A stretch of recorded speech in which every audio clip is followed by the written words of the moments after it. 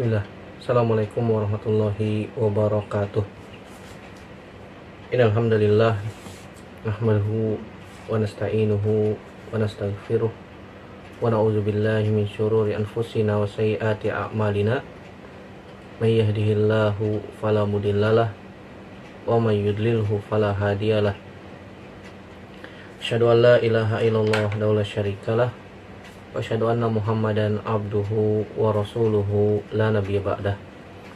Ya ayyuhallazina amanu taqullaha haqqa tuqatih wa la tamutunna illa wa antum muslimun.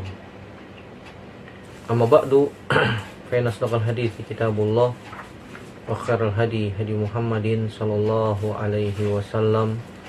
Syarrul umuri muhdatsatuha wa kullu muhdatsatin bid'ah wa kullu bid'atin dalalah wa kullu dalalatin finnar. Ayo ikhwah, jazallahu alaikum ajmain. Alhamdulillah, segala puji hanya milik Allah Subhanahu wa taala yang telah memberikan kepada kita nikmatnya sehingga Allah Subhanahu wa taala mudahkan kita kembali bertemu, berjumpa, bersua dalam media ini untuk melanjutkan pelajaran kita dari kitab Ad-Durus Al-Yaumiyah. Kita sekarang masuk pelajaran yang ke-149, yaitu tentang al-umratu. Itu tentang al-umratu, itu tentang umroh. Ketahuilah saudaraku rahimanillah wa iyyakum ajmain, umroh merupakan ibadah yang sangat agung yang dianjurkan oleh Nabi Shallallahu Alaihi Wasallam. Bahkan Nabi Shallallahu Alaihi Wasallam dalam hadis-hadis yang banyak menyebutkan tentang keutamaan umroh. Di antaranya adalah bisa menghapuskan dosa. Al-umratu ilal umrati mukaffiratun lima bainahunna idza jtunibatil kaba'ir. Bahwasanya antara satu umroh dengan umroh yang lain ini bisa menghapuskan dosa selama dia menjauhi dosa-dosa besar. Bahkan Nabi SAW menyebutkan dalam hadis yang lain bisa menghilangkan dosa-dosa seperti hilangnya karat dari besi, seperti hilangnya karat dari besi. Juga bisa menghilangkan sifat bakhil, sifat pelit, sifat pelit. Terkadang dia uang banyak, dikumpulkan harta, tapi tidak digunakan untuk beribadah kepada Allah Subhanahu wa taala. Tapi dia tidak gunakan untuk mendekatkan diri kepada Allah Subhanahu wa taala. Maka ketahuilah saudaraku rahimanillah wa iyyakum ajmain, harta yang seperti ini adalah malapetaka bagi pemiliknya. Allah Subhanahu wa taala berikan dia harta banyak, harta melimpah, tapi tidak digunakan untuk beribadah di jalan Allah Subhanahu wa taala. Daripada dia pelesiran, jalan-jalan ke luar negeri, ke negeri orang kafir, gak jelas, tidak ada manfaatnya, bahkan bisa menambahkan dosa. Lebih baik dia gunakan buat umroh. Udah umroh Ustaz, ya sudah mengumrohkan saudaranya yang belum umroh, dibiayain gitu ya, kasih ke saudaranya yang belum umroh. Yang mau umroh siapa, kan begitu, ayo daftar. Ini pahalanya besar, besar. Bahkan apalagi kalau misalnya umroh tersebut dilakukan di bulan Ramadan, yang mana Nabi SAW mengatakan dalam hadis Abu Hurairah dan hadis yang sahih riwayat Imam Bukhari dan Imam Muslim, kata Nabi SAW, al-umratu ilal umrati kafaratun lima bainahuma wal hajjul mabrur laisa lahu jazaa'un ilal jannah. Antara umroh yang satu dengan umroh yang lain itu bisa menghapuskan dosa, dan haji yang mabrur tidak ada balasan kecuali surga. Begitu juga hadis Abdullah bin Abbas radhiyallahu anhuma menyebutkan ada seorang wanita yang dikatakan oleh Nabi SAW. Nabi mengatakan kepada wanita tersebut, dari wanita Ansor, mana aki anta hujji ma'ana, apa yang menghalangi anda untuk bisa haji bersama kami? Qalat kana lana madihan, dia mengatakan kami memiliki dua unta. Fahajja abu waladiha wa benuha ala madihin wa taraka lana nadihan nandohu alaihi. Bapak anak ini atau suaminya maksudnya telah pergi haji dengan membawa satu kendaraan, satu unta, dan satu unta lagi ditinggalkan untuk diambil susunya, untuk diperas susunya. Kemudian Nabi SAW mengatakan, fa idza jaa Ramadan fa'tamiri. Jika datang bulan Ramadan maka berumrohlah. Fa inna umratan fihi ta'dilu hajjatan. Karena umroh di bulan Ramadan itu pahalanya sama seperti apa? Seperti haji. Hadis ini sahih riwayat Imam Bukhari dan Imam Muslim. Oleh karena itu, jika mampu kita melakukan umroh di bulan Ramadan, maka lakukan. Sebagaimana kata Nabi SAW kepada wanita Ansar tadi, bahwasanya idza jaa Ramadan fa'tamiri fa inna umratan fihi ta'dilu hajjatan. Jika datang bulan Ramadan maka berusahalah untuk umroh jika mampu. Jika tidak mampu di hari yang lain, di bulan-bulan yang lain, karena umroh itu tidak dibatasi oleh waktu satu waktu saja, tapi bisa kapan saja. Jika Allah Subhanahu wa taala memberikan kelapangan rezeki bagi kita. Kenapa umroh di bulan Ramadan itu pahalanya besar? Disebutkan oleh para ulama, fa innaha takunu fi waqtin fadilin fa yatadaafu ajruha wa fadluha bihaitsu takunu kal hajjati. Karena dilakukan pada waktu-waktu yang mulia, maka pahalanya tentu saja berlipat ganda dan keutamaan sangat besar. Itu sampai mendapatkan pahala seperti haji. Wa zalika fi ayyi yaumin min Ramadan wa la yahtassu hadzal fadl bil ashr al awakhir minhu. Dan ini umum terjadi di bulan Ramadan, di kapan saja. Bisa di awal Ramadan, bisa di tengah Ramadan, atau di akhir Ramadan. Tidak ada pengkhususan di akhir Ramadan. Tetapi ada yang namanya ibadah iktikaf. Kalau misalnya kita mampu bisa untuk iktikaf di Masjidil Haram, maka lakukanlah. Adapun tata cara umroh, itu mudah ya. Umroh itu mudah. Hanya sekitar 3 atau 4 hal yang kita lakukan ketika hendak umroh, dan kita memohon taufik kepada Allah Subhanahu wa taala agar kita semua dimudahkan untuk bisa umroh mendatangi Baitullahil Haram.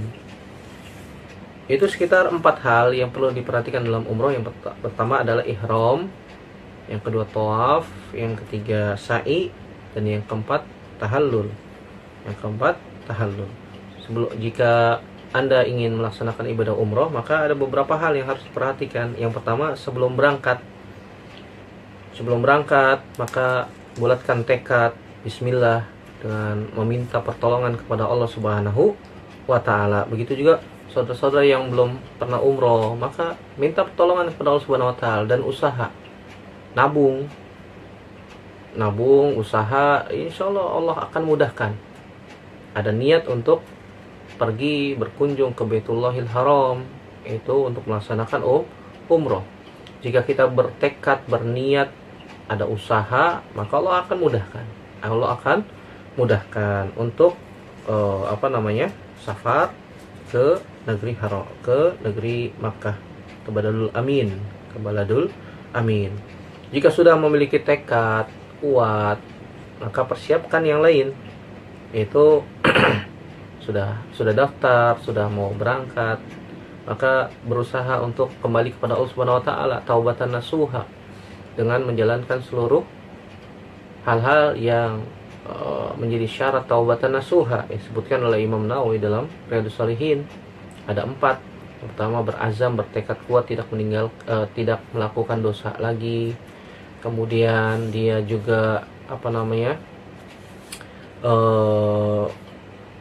ikhlas, meninggalkan hal-hal yang bisa mengembalikan kepada dosa itu lagi. Kemudian nadam, menyesal.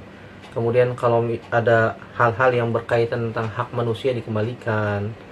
Ikhlas, mengharapkan pahala dari Allah. Ini tambahan dari Syekh Muhammad bin Shalih Al-Utsaimin. Itu ikhlas dan dilakukan sebelum pintu taubat tertutup.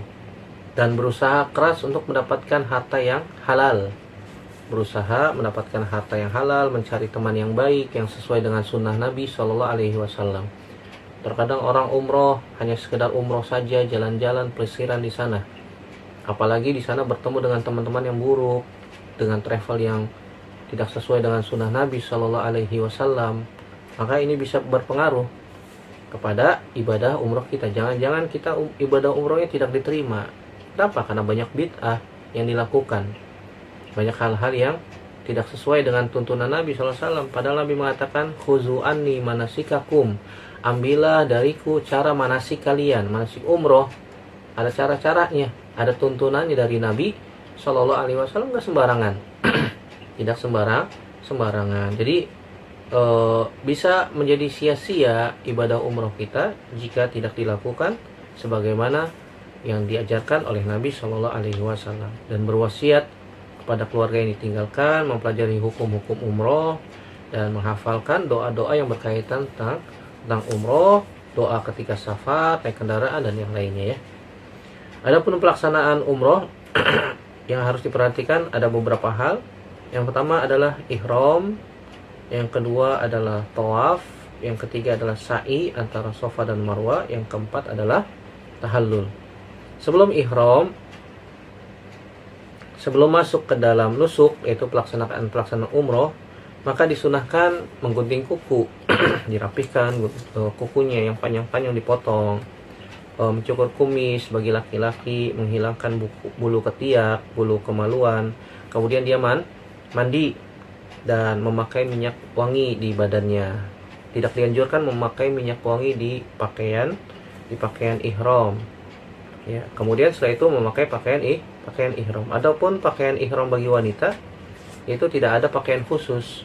Yang penting bisa menutup seluruh badan, tidak ketat, tidak menerawang, itu menjulur ke bawah, dan tidak boleh menutup wajah dan tangan. Artinya tidak boleh memakai cadar ketika ihram, dan tidak boleh memakai sarung tangan. Maka jika ingin menutup wajahnya, maka dia bisa gunakan jilbabnya untuk menutup wajahnya dari hadapan laki-laki yang bukan mahram. Adapun ihram, Anda berniat atau kita berniat untuk masuk ke dalam nusuk, ke dalam ibadah umroh. Jika kita telah niat, maka kita bertalbiyah. Maka kita disebut telah ihram. Walaupun kita belum melafazkan suatu kalimat ucapan dari kalimat talbiyah, kalau kita sudah niat maka sudah masuk ke dalam ihram. Adapun tempat ihram disebutkan oleh para ulama yang disebut dengan miqat ya. Miqat yang ditentukan oleh Nabi SAW itu ada 5. Yang pertama Zulhulaifah, yang sekarang dinamakan Bir Ali. Ini miqatnya orang-orang Madinah. Jadi kalau misalnya kita dari Indonesia kemudian ke Madinah terlebih dahulu, maka miqatnya dari Madinah. Yaitu Zulhulaifah atau Bir Ali, tempat miqat penduduk Madinah dan orang-orang yang datang dari jalan rute Madinah. Jadi kalau misalnya kita dari Indonesia kemudian ke Madinah dulu, nanti ihramnya di Madinah. Yang kedua ada Al-Juhfah, yaitu sebuah tempat di dekat Ar-Rabiq. Di zaman sekarang orang-orang melakukan ihram dari Ar-Rabiq sebagai pengganti ihram dari Juhfah. Ini miqatnya penduduk Maroko, Suriah, Mesir, dan orang-orang yang melewati jalur itu, yaitu dari Al-Juhfah. Kemudian yang ketiga ada Yalamlam, sekarang namanya As-Sa'diyah. Ini miqatnya penduduk Yaman. Dan biasanya orang Indonesia jika terbang naik pesawat, maka jika pesawatnya itu langsung ke Jeddah, ke Mekah, maka miqatnya di atas Yalamlam atau Sa'diyah. Jadi kalau misalnya kita umroh langsung ke Mekah, ya diusahakan kita menggunakan pakaian ihramnya di Bandara Soekarno-Hatta, bukan di Bandar Jeddah ya, di Bandara Soekarno-Hatta di Indonesia, supaya nanti di pesawat tidak repot, karena di pesawat tempat ganti bajunya agak sulit ya, kamar mandinya kecil, apalagi jumlah orangnya banyak. Ya, persiapan dari Bandara Soekarno-Hatta boleh. Nanti ketika pilotnya sudah mau melewati Yalamlam, dia akan memberikan informasi. Kita akan sampai mikot ya, dengan bahasa Inggris atau dengan bahasa Arab. Kemudian disampaikan ke jemaah. Jadi kalau misalnya orang Indonesia yang mau umroh dari pesawatnya itu direct atau langsung ke Jeddah, maka melewati mikot Yalamlam atau Sa'diyah. Ini adalah mikotnya penduduk Yaman dan orang-orang yang datang dari jalan-jalan rute ini, rute ya Yaman. Ini biasanya penduduk Indonesia itu lokasi mikotnya sejajar dengan Yalamlam. Bukan di Jeddah ya, bukan di Jeddah. Kadang-kadang orang yang nggak paham pesawatnya setelah landing di Jeddah baru dia ganti baju ihram. Ini salah. Ini salah. Mikotnya sudah lewat. Mikotnya di Yalamlam, bukan di Jeddah ya. Kemudian yang keempat ada mikot Qarnul Manazil, ini yang dinamakan dengan Sa'il. Ini mikotnya penduduk Najd, wilayah Jazirah Arab bagian timur, dan orang-orang yang datang dari jalur ini. Yang kelima ada Zatu Irqin, itu mikotnya penduduk Irak atau orang-orang yang berjalan dari rute Irak. Adapun penduduk Makkah yang keenam, maka mereka melakukan ihram itu dari daerah-daerah halal di luar batas tanah Makkah. Kalau tinggalnya di Mekah gimana Ustaz? Ya sudah, dia berihram dari mana saja. Dari mana saja. Biasa ada batas-batasan ya. Ada batasan. Adapun waktu ihram ini sepanjang tahun tidak ada tidak ada penentuan waktu kapan. Karena ihram itu bisa dilakukan kapan saja, di waktu kapan saja. Adapun larangan-larangan ketika ihram, yang pertama tidak boleh menggunting rambut. Makanya tadi sebelum ihram sudah digunting rambut, dirapih. Rambut-rambut seperti kumis, bulu ketiak, bulu kemaluan itu dibersihkan.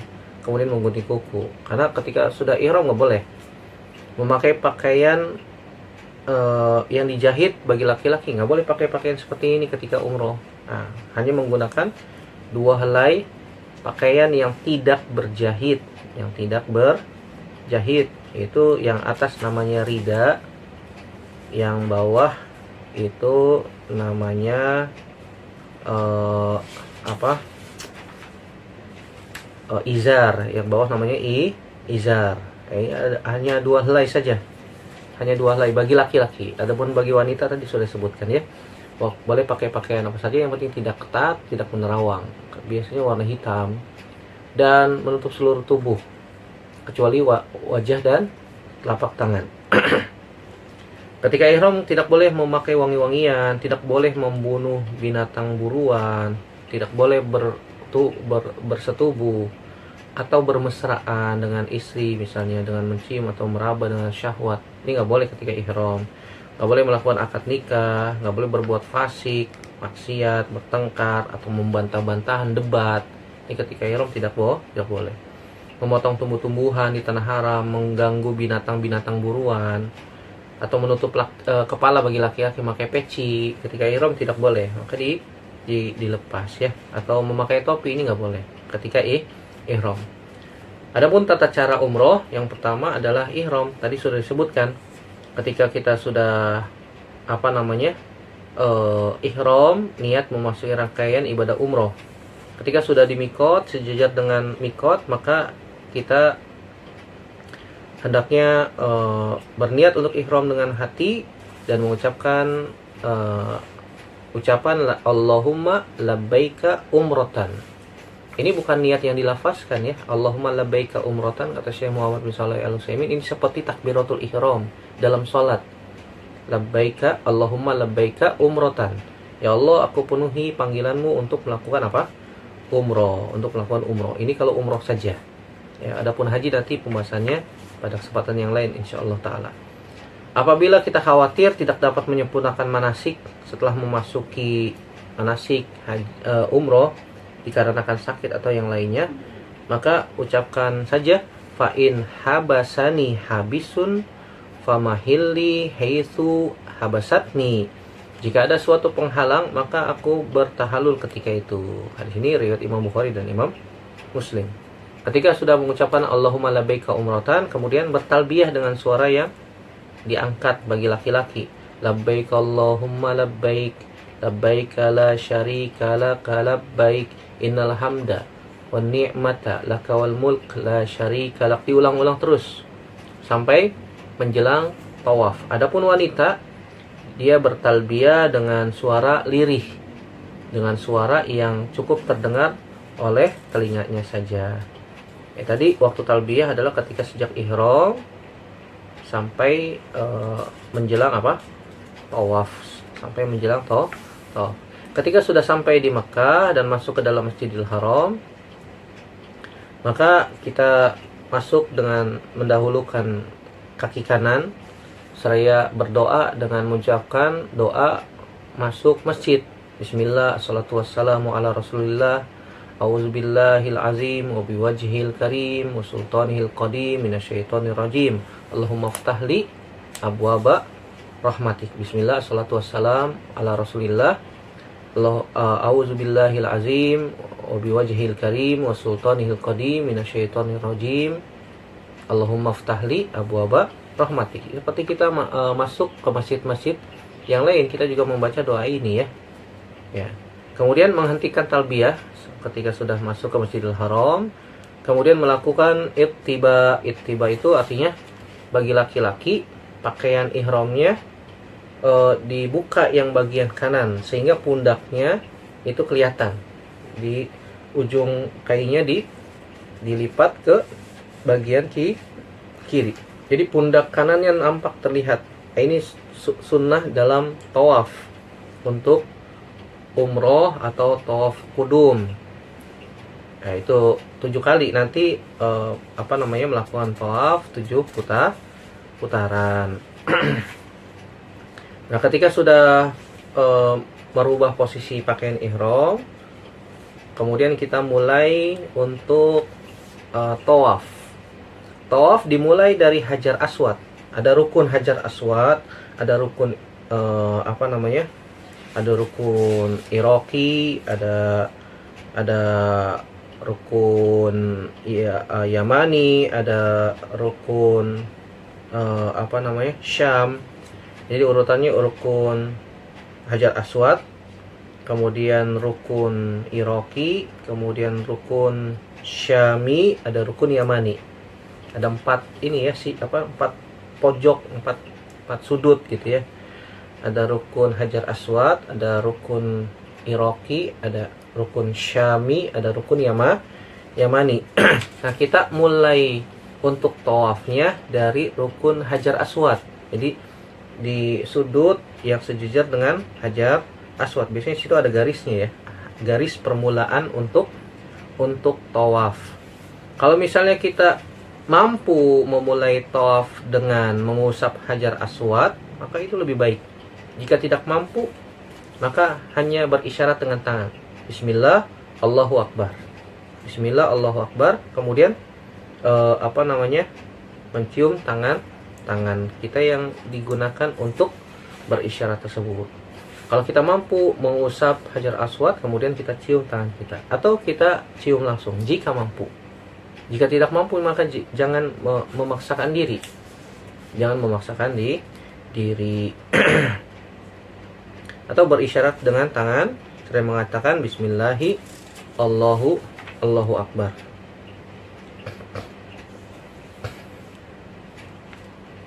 Kemudian mulai melakukan rommel. Rommel itu artinya berjalan ringan, berjalan agak cepat ya. Selama 3 putaran pertama dari Hajar Aswad sampai rukun Yamani. Karena rukun Hajar Aswad, rukun Iraqi, rukun Syami, rukun Yamani. Berjalan agak cepat pada 3 putaran pertama dari Hajar Aswad sampai rukun Yamani. Dari rukun Yamani ke rukun Hajar Aswad ini berjalan biasa saja, biasa saja. Jadi setiap putaran ketika kita mampu untuk mencium Hajar Aswad, maka cium. Jika hanya mampu mengusapnya dengan tangan, maka diusap kemudian cium tangan tersebut sambil mengusapnya. Jika tidak dapat menyentuhnya, berisyarat dengan tangan kanan saja tanpa mencium tangan kanan. Tadi salah ya, sebutkan mencium. Kalau mencium tangan, kalau kita bisa berusaha mengusapnya. Tapi kalau jauh, hanya berisyarat dengan tangan saja tanpa menciumnya. Hanya mengucapkan Bismillah Allahu Akbar. Bismillah Allahu Akbar. Adapun rommel tadi, lari-lari kecil 3 putaran pertama, ini khusus laki-laki. Adapun wanita ini tidak dianjurkan. Dan tentu saja ketika kita tawaf, maka harus menghindari yang namanya menyakiti orang lain. Tidak boleh mendorong, tidak boleh meninggikan suara, tidak boleh mengganggu orang-orang yang sedang ibadah. Karena kita sedang ibadah, mencari pahala, jangan cari dosa. Jangan mencari dosa sampai dorong, sampai memaksakan diri untuk apa? Ke Hajar Aswad. Ini tidak dianjurkan ya. Kemudian jika mampu, di sini ada disebutkan mengusap rukun yamani dengan tangan. Saya mengucapkan Bismillahi Allahu Akbar. Tetapi disebutkan oleh Syekh bin Bas bahwasanya ini tidak ada dalilnya. Ini tidak ada dalilnya. Mengusap rukun yamani ini tidak ada dalilnya. Jadi kalau kita melewati rukun yamani, hanya lewat saja. Hanya cukup melintas saja. Kemudian setelah itu ketika berada di antara rukun yamani dengan rukun Hajar Aswad, kita mengucapkan doa Rabbana atina fid dunya hasanah wa fil akhirati hasanah wa qina azabannar. Ketika sudah selesai 7 kali putaran, maka keluar dari tawaf. Jadi berakhirnya di mana? Berakhirnya di rukun Hajar Aswad. Kemudian kita mengembalikan pakaiannya, menutup bahu sebelah kanan seperti semula, seperti biasa. Setelah itu kita sholat di belakang makom Ibrahim. Kalau di belakang makom Ibrahim penuh, maka bisa di area di belakangnya atau di area Masjidil Haram di mana saja. Ingat, makom Ibrahim itu bukan kuburan ya. Terkadang ada orang Indonesia yang mengatakan, makom Ibrahim ini kuburan Nabi Ibrahim. Bukan. Makom itu artinya tempat pijakan kaki Nabi Ibrahim ketika membangun Ka'bah. Itu namanya makom Ibrahim. Bukan makam Ibrahim itu kuburan, bukan. Salah faham orang Indonesia menyebutkan hal itu. Makom Ibrahim artinya tempat pijakan kaki Nabi Ibrahim ketika membangun Ka'bah. Nah, disunahkan kita setelah tawaf 7 kali putaran, maka datang ke makom Ibrahim, kemudian membaca wattakhizu min maqami Ibrahim musalla, dan jadikanlah sebagian dari makom Ibrahim sebagai tempat sholat. Kemudian sholat 2 rakaat di belakang makom Ibrahim. Kalau mampu pas di belakangnya, itu lebih baik. Kalau tidak mampu, maka bisa dilakukan di mana saja di dalam Masjidil Haram. Sholat 2 rakaat. Rakaat pertama setelah membaca Al-Fatihah, kita membaca surat Al-Kafirun. Rakaat kedua setelah membaca Al-Fatihah, kita membaca surat Al-Ikhlas ya. Ini sunnahnya Nabi SAW. Sholat 2 rakaat setelah tawaf. Jangan panjang-panjang bacanya. Ada orang mau sholat lama-lama setelah tawaf, baca surat Al-Baqarah, baca Al-Imran, kepanjangan. Maka itu tidak sunnah. Sunnah Nabi SAW setelah tawaf itu membaca bacaan ringan, itu Al-Kafirun dan Al-Ikhlas. Al-Kafirun dan Al-Ikhlas. Kemudian kembali lagi ke Hajar Aswad untuk mengusap dan berisyarat kepadanya. Namun dalam kitab Hajjatun Nabi karya Syekh Albani, bahwasanya Nabi SAW biasa setelah tawaf, sholat di belakang makam Ibrahim, Nabi SAW langsung minum air zam-zam dan mengguyur kepalanya dengan air zam-zam, karena waktu itu panas ya. Kalau nggak panas ya jangan diguyur, nanti becek di situ ya, nanti basah. Cukup minum saja, atau dibasahkan kepalanya sedikit, nggak ada masalah. Yang penting jangan sampai mengganggu ibadah saudara-saudara kita yang sedang beribadah di sana. Dan ketika sebelum minum zam-zam, maka diusahakan, dianjurkan untuk berdoa. dengan doa Allahumma inni as'aluka ilman nafi'an wa rizqan wasi'an wa shifaan min kulli da'in. Hadis riwayat Imam Daruqutni. Ingat kalau mau minum Zam-Zam berdoa yang baik-baik ya. Berdoa yang baik-baik. Ya Allah, minta ilmu yang bermanfaat, minta rizki yang diluaskan, dan minta kesembuhan dari segala penyakit. Minum air Zam-Zam sepuasnya sambil mengucapkan doa. Kemudian setelah itu kita menuju ke sofa. Untuk melakukan sa'i. Maka sebelum sa'i kita mendekati sofa, kemudian membaca firman Allah Subhanahu wa taala, "Inna sofa wal marwata min sya'airillah, faman hajjal baita aw i'tamara fala junaha alaihi ayat tawafa bihima. Wa man tatawwa'a khairan fa innallaha syakirun alim." Inna sofa wal marwata, sungguhnya sofa dan marwah, min sya'airillah, itu sebagian dari syiar-syiar Allah Subhanahu wa taala. Faman hajjal baita aw i'tamara, siapa saja yang berhaji atau berumrah, fal junaha alaihi ayat tawafa bihima, maka tidak ada dosa baginya mengerjakan sa'i antara keduanya. Karena zaman jahiliyah dahulu para sahabat tidak mau melakukan sa'i karena di situ banyak berhala zaman dahulu diletakkan oleh orang-orang kafir Quraisy. Nah, ketika Islam sudah jaya, Mekah sudah ditaklukkan, dan para sahabat tidak ada dosa lagi untuk melakukan sa'i di tempat itu karena ini perintah Allah Subhanahu wa taala. Di masa jahiliyah tempat itu biasa digunakan untuk sa'i juga. Jadi untuk menghilangkan rasa keberatan itu Allah Subhanahu wa taala menurunkan ayat ini.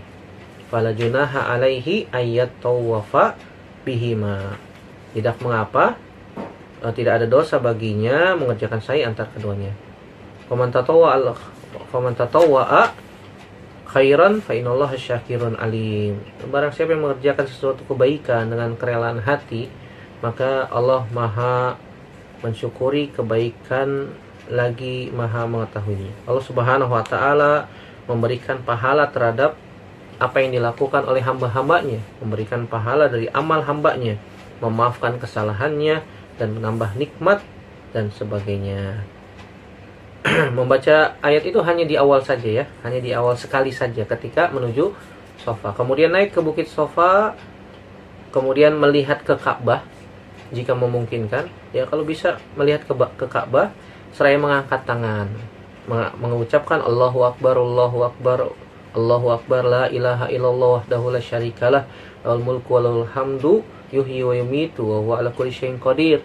La ilaha illallah wahdah la syarikalah, anjaza wa'dah wa nasara 'abdah wa hazamal ahzaba wahdah. Bertakbir 3 kali, Allahu Akbar, Allahu Akbar, Allahu Akbar, la ilaha illallah wahdahu la syarikalah, lahul mulku wa lahul hamdu, yuhyi wa yumitu wa huwa ala kulli syai'in qadir. La ilaha illallah wahdahu la syarikalah, anjaza wa'dah wa nasara 'abdah wa hazamal ahzaba wahdah. Ini dibaca sambil menghadap ke Ka'bah. Kemudian berdoa. Doa apa Ustaz? Doa apa saja. Doa yang baik-baik. Diulang-ulang, banyak berdoa ketika berada di bukit tersebut. Dan ini merupakan waktu-waktu yang diijabah doa oleh Allah Subhanahu wa taala. Maka manfaatkan sebaik-baiknya. Jangan banyak-banyak selfie ya. Cekrek, foto-foto doang. Sayang waktunya, sayang. Ini waktu-waktu yang diijabah oleh Allah Subhanahu wa taala doa. Dan merupakan waktu-waktu yang dikhususkan untuk berdoa dalam rangkaian ibadah umroh. Jangan kebanyakan selfie, jangan kebanyakan foto-foto. Doa, banyakin doa di situ. Karena di situ doanya makbul.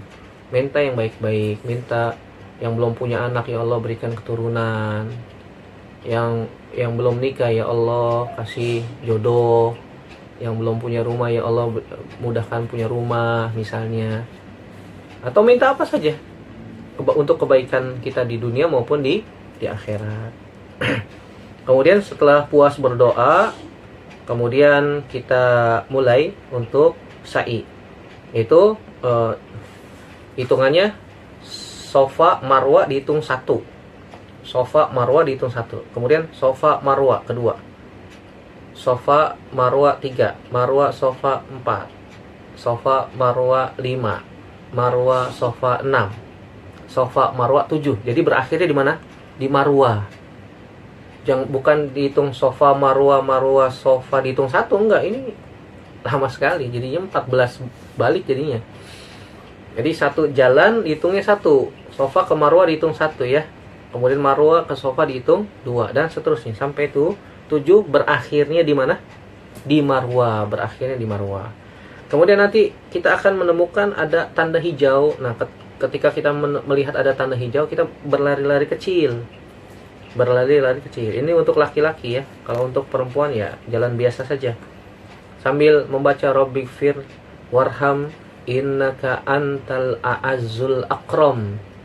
Rabbighfir warham innaka antal a'azzul akram. Innaka antal a'azzul akram. Ya Allah, ampunilah aku, rahmatilah aku, sungguhnya Engkau Maha Perkasa dan Maha Pemurah.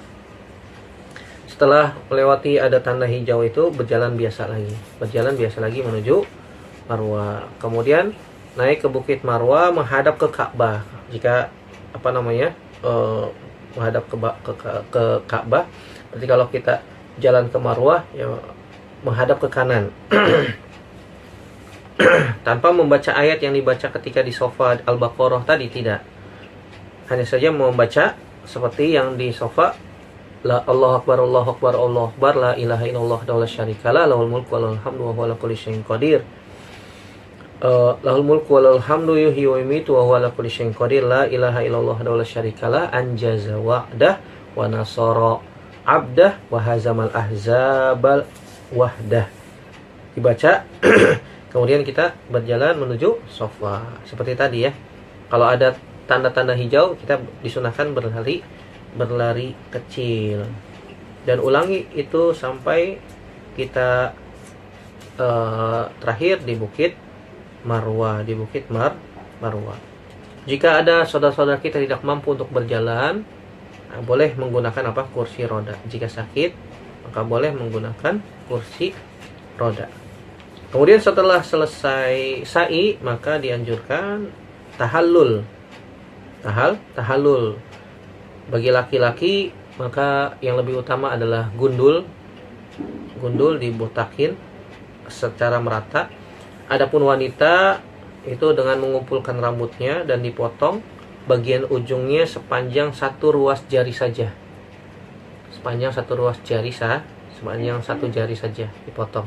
Kalau bisa dipotongnya di hotel aja nanti ya. Bagi wanita, jangan di situ, nanti khawatir auratnya tersingkap.